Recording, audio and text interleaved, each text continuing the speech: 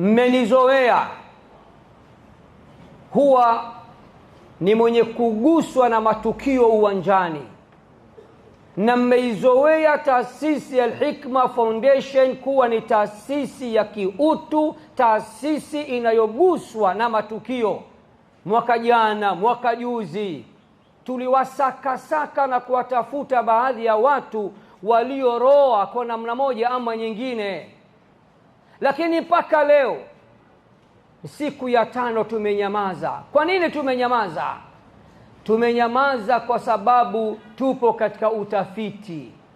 Kama nilivyosema, changamoto ya mwaka huu ilikuwa ni kubwa, na watu wote, narudia kwa msisitizo, hakuna ambaye hajaroa mwaka huu. Hakuna ambaye hakupigwa na mvua mwaka huu, si mtoto mchanga, si mama mzazi, si watoto, si vijana, si watu wazima.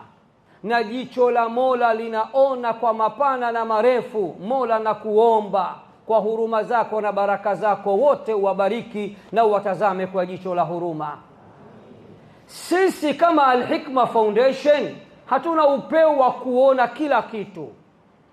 Picha zilizotufikia, baadhi za picha chache, video chache, still picha chache, zinazoonyesha baadhi ya watu ambao walikuwa wakiroa. Kwa mfano, akina mama walioshikilia watoto wao wachanga, illa tadhkiratan liman yakhsha tanzilan mimman khalaqa al-ardha was-samawati al-ula ar-rahmanu 'ala al-'arshi istawa.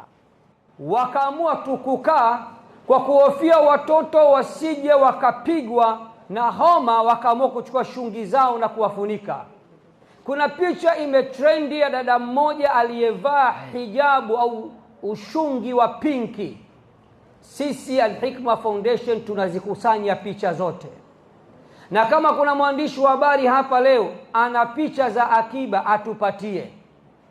Kwa niaba ya watu zaidi ya 60,000 waliohudhuria pale, tutawaita hao wachache ambao Mungu ametuonyesha sisi, na mliobakia tukiwaita wachache kwa niaba yenu, itabidi muridhike kwa hilo.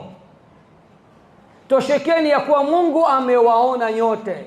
Sisi tunawaita kuwashukuru na kuwapongeza na kuwapa dua wale tuliowaona kwa upeo wa macho yetu pamoja na picha ambazo tumezipata.